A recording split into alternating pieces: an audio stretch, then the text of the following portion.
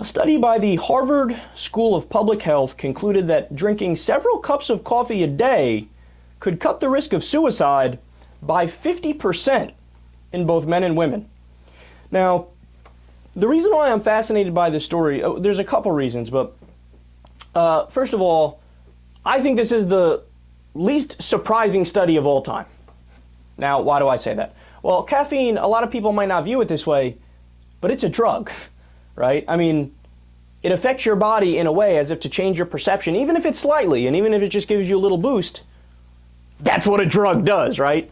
In fact, caffeine, in addition to the jolt it provides to the central nervous system, also acts as a mild antidepressant by boosting levels of several key neurotransmitters in the brain, including serotonin, dopamine, and noradrenaline, and these chemicals are associated with a sense of well-being, and the study theorized that this would explain the lower incidences of severe depression among coffee drinkers found in previous studies.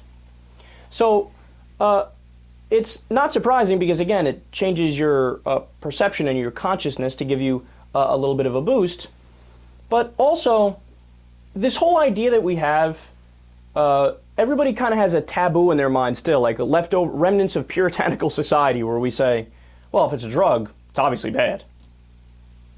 No, in fact, quite the opposite.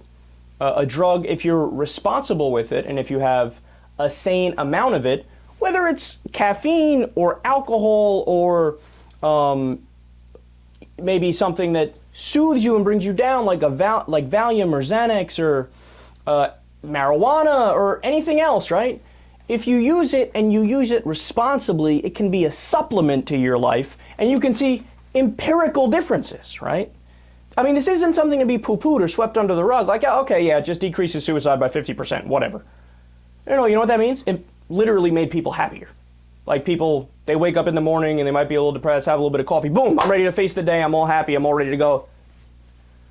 So the reason I wanted to bring this story up is because, look, the same attitude that we approach coffee in the United States, how it's ingrained in our society, it's like a tradition now, it's one of the few drugs that gets a pass in the US, where there's no, critical thinking like, oh, Johnny had 4 cups of coffee today.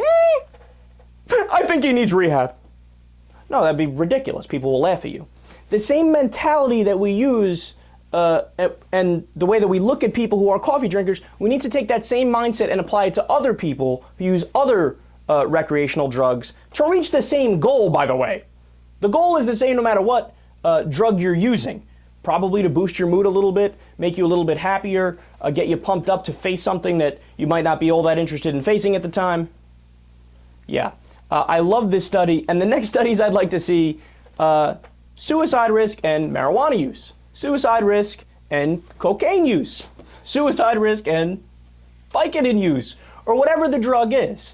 Because I guarantee you that if you take all these different drugs and you look at the majority of people, since the majority of people that use them are responsible, and the people who might go overboard and yes, be addicted and go crazy, that's a small minority percentage of it, well then we might actually change our perception and view these things in a good light.